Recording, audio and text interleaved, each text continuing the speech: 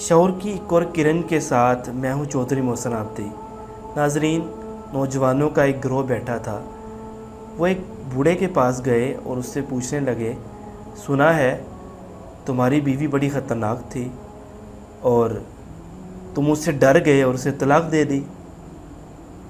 اس بوڑھے کی آنکھوں میں آنسو آ گئے اور اسے اپنا ماضی یاد آیا اور اس نے اپنے ماضی کو چند لمحات میں ان نوجوانوں کے سامنے بیان کیا۔ اس نے کہا کہ ہاں، واقعتاً میری بیوی بڑی خطرناک تھی۔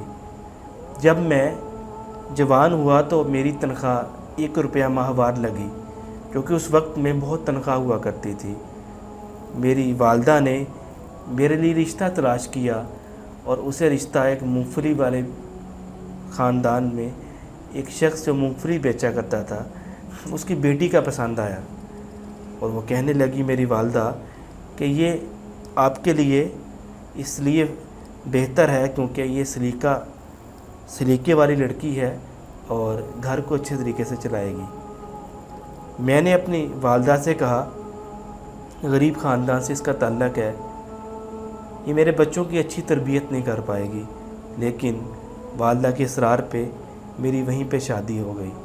پھر وقت ایسا گزرا کہ میرے دوستوں کی صحبت کی وجہ سے مجھے جوئے کی عادت پڑ گئی۔ جوئے میں ظاہری بات ہے کچھ ظاہری طور پہ فائدے بھی ہوتے ہیں، جسے انسان کو جوئے کی لت لگ جاتی ہے اور پھر وہ تھوڑے تھوڑے فائدے اکٹھے ہو کر ایک بڑے نقصان کی شکل میں وہ سارا فائدہ بھی ساتھ بہا کے لے جاتے ہیں۔ کچھ ایسا ہی میرے ساتھ بھی ہوا کہ میں اس جوئے کی لت کی وجہ سے اس جوئے میں اتنا پیسہ ہار گیا کہ اپنا سب کچھ گوا بیٹھا۔ میں رات کو دیر سے گھر آتا، صبح جلدی نکل جاتا، اور رات کو بھی اکثر مجھ میں تلخی رہتی، اور جب بھی میری بیوی مجھ سے کوئی سامان کا تقاضا کرتی تو میں اسے ٹوٹ کے پڑتا۔ وہ صبر کرتی رہی، خاموش طبع تھی، کم باتیں کیا کرتی تھی۔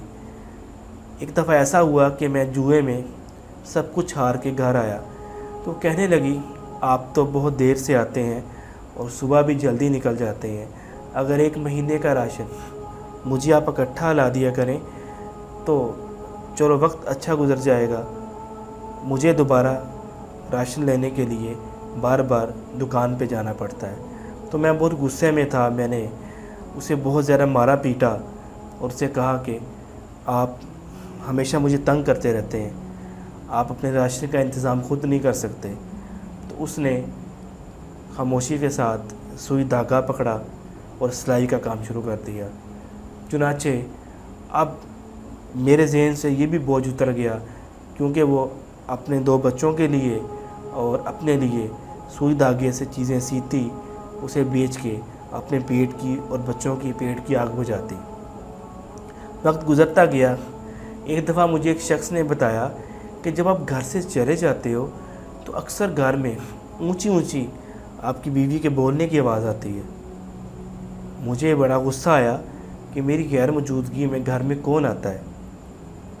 ایک دفعہ میں گھر میں کیونکہ لیٹ آیا کرتا تھا، تو میں جب گھر میں داخل ہوا تو مجھے اونچی اونچی بولنے کی آواز آئی۔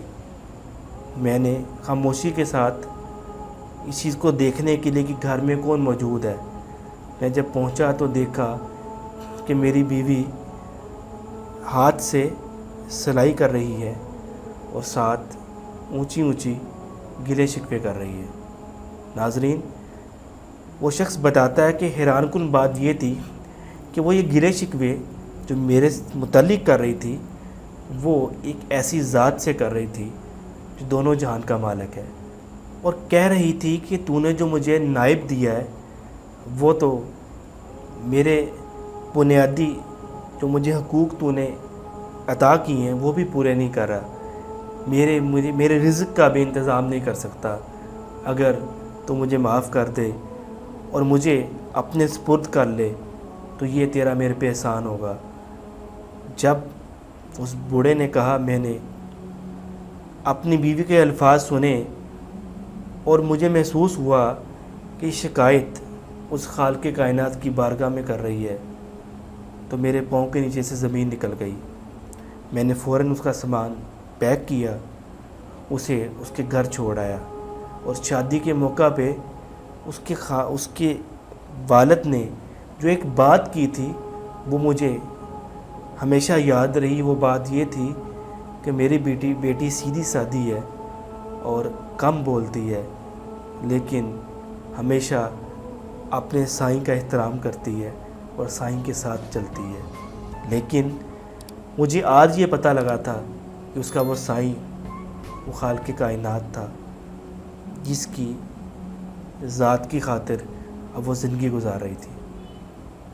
مجھے محسوس ہوا کہ میں اگر اسے طلاق نہ دوں یا اسے علیحدگی اختیار نہ کروں تو ہو سکتا ہے کہ میرے لیے کوئی ایسی بد دعا کر دے کہ میری زندگی ہمیشہ کے لیے ختم ہو جائے، اور واقعتاً وہ ایک خطرناک خاتون تھی، واقعتاً وہ بہت خطرناک تھی۔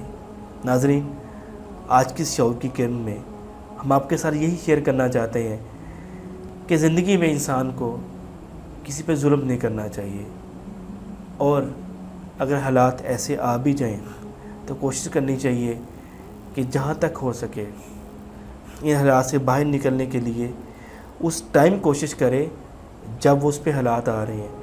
وقت گزرنے کے بعد تو ہر ایک کو سمجھ آ جاتی ہے، اگر میں ایسا کرتا تو ایسا ہوتا۔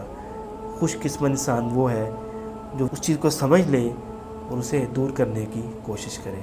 امید ہے آج کی گفتگو آپ کو پسند آئی ہوگی، اسے شیئر کریں تاکہ یہ پیغام آگے پہنچے اور ہماری زندگی بدلنے میں یہ پیغام سود مند ثابت ہو سکے۔ اجازت دیجیے، اللہ حافظ۔